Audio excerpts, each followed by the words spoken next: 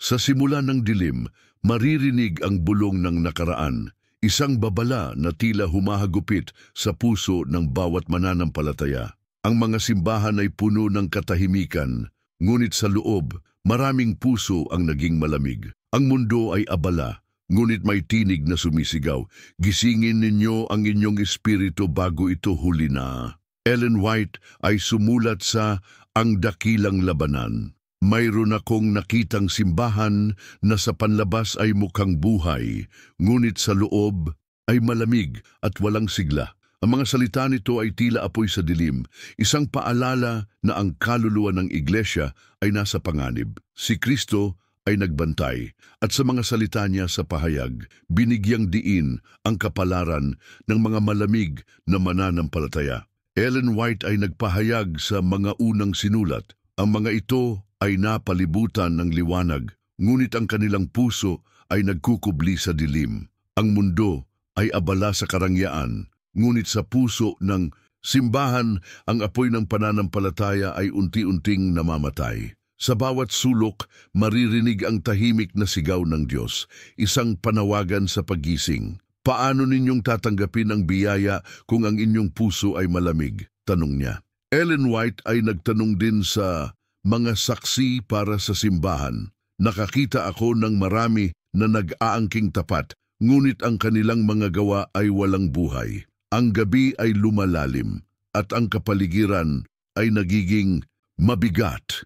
Ang mga mata ng mga nananampalataya ay naglilihim ng takot at pag-aalinlangan. Ang mga taong ito ay hindi makakaalis sa dilim, maliban kung sila ay magbabago, wika ni Ellen White sa mga napiling mensahe. Sa bawat paghinga, maririnig ang paalala, ang mainit na pananampalataya ay buhay, ngunit ang pagiging malamig ay kamatayan. Ang babala ay malinaw, matindi, at hindi dapat baliwalain. Ang simbahan ay hinahamon, ang bawat isa ay dapat pumili, liwanag o dilim. Ang hangin ay malamig sa loob ng simbahan, at ang katahimikan ay parang kumikilos sa bawat sulok. Ang mga tao ay nagtitipon, ngunit ang kanilang mga puso ay malayo sa apoy ng pananampalataya. Sa labas, ang mundo ay abala sa ingay at kasayahan, ngunit sa loob, ang lamig ay nangingibabaw. Ellen White ay sumulat sa mga unang sinulat. Nakikita ko ang simbahan na nakatayo sa liwanag ng araw, ngunit ang apoy sa loob ay unti-unting namamatay. Ang babala ay malinaw at matindi. Ang labis na pag-aasal ng kabanalan sa panlabas ay hindi nangangahulugan ng buhay na espiritual.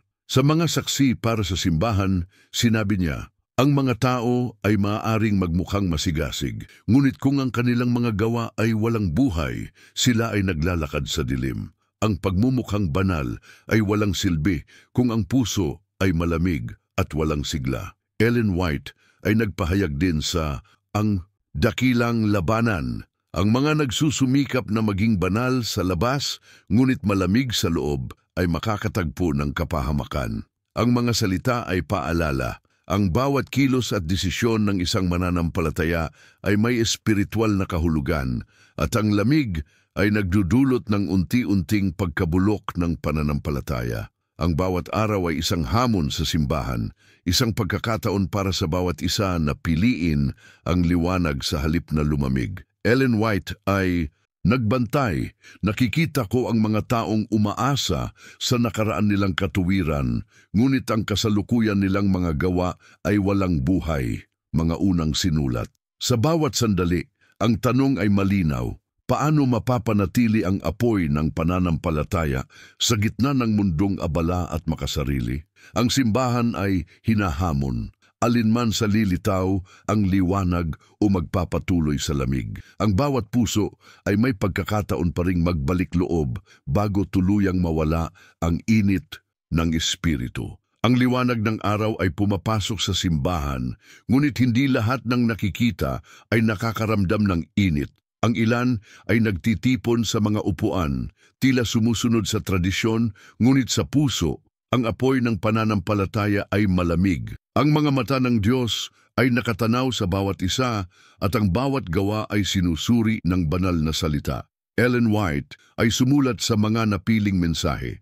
Nakakita ako ng maraming mananampalataya na nagmamalasakit sa kanilang panlabas na anyo, ngunit ang kanilang mga puso ay malamig at walang sigla. Ang babala ay malinaw. Ang pagpapakita ng kabanalan sa harap ng tao ay hindi sapat. Ang loob ay dapat maging tunay na buhay. Ang banal na kasulatan ay nagbibigay ng malinaw na gabay. Humayo kayo at magsisi upang inyong mga kasalanan ay mabura.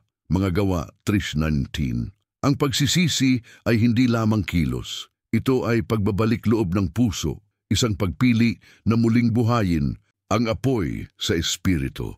Ellen White ay nagpahayag sa Ang Dakilang Labanan. Ang mga nagsusumikap na lumitaw na banal sa harap ng iba, ngunit malamig sa loob, ay haharap sa kapahamakan.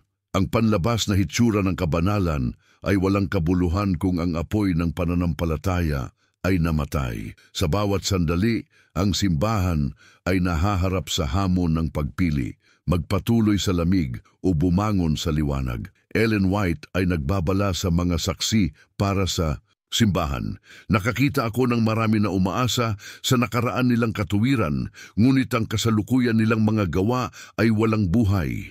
Ang hamon ng pagsisisi ay hindi madaling tanggapin. Kailangan ng tapang upang harapin ang sariling kahinaan at kilalanin ang tunay na estado ng puso. Ang mga sandali ng katahimikan ay nagiging arena ng espiritual na digmaan, kung saan ang bawat kaluluwa ay tinatawagan na gisingin ang apoy ng pananampalataya bago tuluyang mawala ang init nito. Sa gitna ng katahimikan, maririnig ang malamyos na bulong ng nakaraan, isang babala na tila humahaplos sa puso ng bawat mananampalataya. Ang simbahan ay puno ng tao, ngunit maraming kaluluwa ang naglalakad sa hangin ng lamig. Ang bawat ritual at tradisyon ay parang mga anino lamang, walang apoy sa likod ng panlabas na anyo. Ellen White ay sumulat sa Mga Napiling Mensahe. Nakakita ako ng marami na umaasa sa ang kanilang sariling katuwiran, ngunit ang kanilang mga puso ay hindi tunay na buhay. Ang mga salita ay tila kidlat sa dilim, nagpapakita ng kaibahan sa pagitan ng panlabas na anyo at tunay na espiritual na sigla. Ang banal na kasulatan ay nagbibigay ng babala. Kung ang puno ay hindi nagbubunga, ito ay pinuputol at itinatapon sa apoy. Mateo 7:19. Ang espiritual na buhay na malamig at walang bunga ay nahaharap sa hatol at walang indulto sa kalikasan ng espiritu. Ellen White ay nagpahayag sa Mga Saksi para sa simbahan. May mga mananampalataya na nagsusumikap sa labas, ngunit ang kanilang espiritu ay hindi tumutugon sa liwanag ng Diyos. Ang babala ay malinaw. Ang kasaysayan ng pananampalataya ay puno ng halimbawa ng mga nawala sa dilim dahil sa kawalan ng buhay sa loob. Sa bawat sandali, ang hamon ay umiikot sa pagpili. Hayaan ang sarili na lumamig o muling buhayin ang apoy ng pananampalataya. Ellen White ay sumulat sa Ang Dakilang Labanan. Ang mga taong walang sigla sa espiritu ay kailangang muling magsikap sapagkat ang kanilang kaligtasan ay nakasalalay sa kanilang puso. Sa mga araw ng pang-araw-araw na gawain, maraming mananampalataya ang natutulog sa espiritual na pag-unlad. Ang kanilang pananampalataya ay nagiging isang pangkaraniwang gawain na walang sigla o malalim na kahulugan. Ang mga kilos ng relihiyon ay nagiging mekanikal at ang puso ay hindi tumatalima sa tawag ng Diyos. Ellen White ay sumulat sa Mga Napiling Mensahe. Nakakita ako ng mga tao na masigasig sa labas, ngunit ang kanilang tunay na panloob na espiritu ay hindi sumusunod sa Diyos. Ang babala ay malinaw. Ang pananampalataya ay hindi dapat nakabase lamang sa panlabas na anyo o sa tradisyon, kundi sa tunay na pagsunod at pagkilala sa Diyos. Ang bawat hakbang ay may kahulugan. Ellen White ay nagpahayag sa Ang Dakilang Labanan. Ang mga nagsisikap sa panlabas na gawaing banal, ngunit hindi nagbubunga ng tunay na kabanalan sa puso, ay naglalakad sa panganib. Ang kabuuang gawaing espiritual ay walang kabuluhan kung hindi ito umuugat sa loob ng puso. Maraming mananampalataya ang nahuhulog sa pagkakaisip na sapat na ang nakaraang karanasan sa pananampalataya. Ellen White ay nagsabi sa Mga Saksi para sa Simbahan, ang ilan ay umaasa sa kanilang mga nakaraang kabutihan, ngunit hindi nila natutugunan ang mga hamon ng kasalukuyan. Ang mensahe ay isang malinaw na paalala, ang espiritual na buhay ay patuloy na pagsusuri at pakikibaka, hindi isang nakaraang tagumpay lamang. Ang tunay na pananampalataya ay nagpapakita sa pamamagitan ng mga gawa na nagmumula sa puso. Ellen White ay sumulat sa Mga Unang Sinulat. Makikita mo ang kalikasan ng panloob na pananampalataya sa pamamagitan ng mga gawa na nagbubunga ng kabutihan at hindi nagtatago sa liwanag. Ang bawat aksyon ay patunay ng buhay na espiritual at hindi lamang ritual o tradisyon. Sa kabila ng pag-aabang sa mundong abala, ang mga mananampalataya ay may kakayahan pang bumangon at ipakita ang tunay na kabanalan. Ang hamon ay nasa bawat isa. Pumili ng gawain at pananampalataya na hindi lamang nakikita ng tao, kundi nakikita ng Diyos at nagbubunga sa iba. Ang bawat mananampalataya ay nahaharap sa sandali ng pagpili. Ang mundo ay nag-aalok ng maraming aliw, ngunit ang espiritual na buhay ay hindi nakasalalay sa kasiyahan o kayamanan. Ang bawat puso ay sinusuri ng Diyos sa mga gawa at desisyon nito. Ellen White ay sumulat sa mga manggagawa sa Ebanghelyo. Nakakita ako ng mga manggagawa sa simbahan na nagsisikap, ngunit kulang sa pakikiramay at pagmamalasakit sa kapwa. Ang tunay na pananampalataya ay hindi lamang sa sariling paglago, kundi sa epekto ng ating buhay sa iba. Sa gitna ng karanasan ng tao, ang hamon ay malinaw. Ellen White ay nagsabi sa Mga Talinghaga ni Jesus, may mga sumusunod sa ritual, ngunit hindi nauunawaan ang kahulugan ng kanilang mga ginagawa sa puso ng Diyos. Ang kabuuang ritual ay walang kabuluhan kung wala ang tunay na pag-unawa at pagsunod mula sa puso. Ang banal na kasulatan ay naglalahad ng babala, sapagkat ang lahat ng mga gawa ay susuklian ayon sa kanilang mga gawa. Roma 2:6.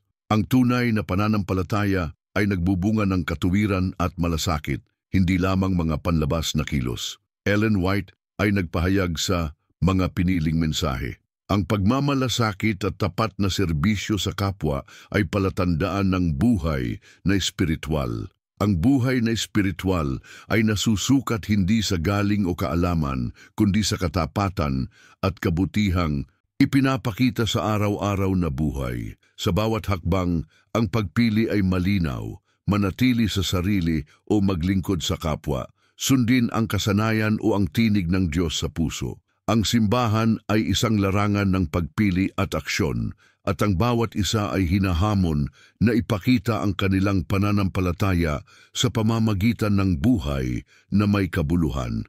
Ang tunay na pananampalataya ay nasusubok sa pamamagitan ng mga pagpili sa araw-araw, sa gitna ng tukso at sa mga panahon ng kawalan ng katiyakan. Hindi ito nasusukat sa dami ng ritual o sa taas ng posisyon sa simbahan, kundi sa kagustuhang maglingkod at maging tapat sa Diyos sa lahat ng bagay. Ellen White ay sumulat sa Mga Manggagawa sa Ebanghelyo. Marami ang nagpapakita ng kasigasigan sa panlabas, ngunit kulang sa pagkilala sa kanilang responsibilidad sa Diyos at sa kapwa.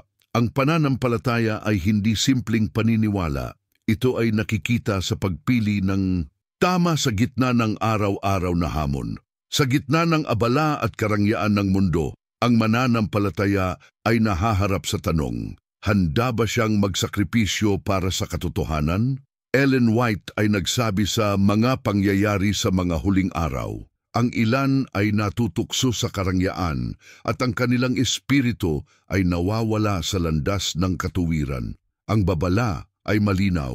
Ang mundo ay puno ng atraksyon na maaaring malihis ang puso mula sa tunay na layunin ng pananampalataya. Ang pananampalataya ay may kapalit na pananagutan.